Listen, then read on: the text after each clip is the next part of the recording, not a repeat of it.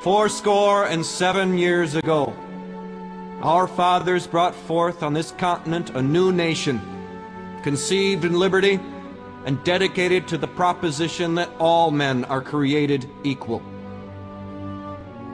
Now we are engaged in a great civil war, testing whether that nation, or any nation so conceived and so dedicated, can long endure. We are met on a great battlefield of that war.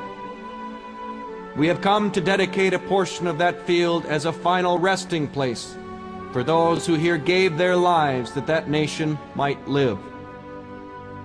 It is altogether fitting and proper that we should do this. But in a larger sense, we cannot dedicate, we cannot consecrate, we cannot hallow this ground.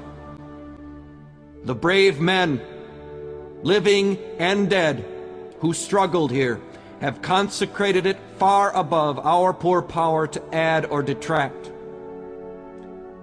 The world will little note nor long remember what we say here, but it can never forget what they did here. It is for us, the living, rather, to be dedicated here to the unfinished work which they who fought here have thus far so nobly advanced. It is rather for us to be here, dedicated to the great task remaining before us, that from these honored dead we take increased devotion to that cause for which they gave the last full measure of devotion.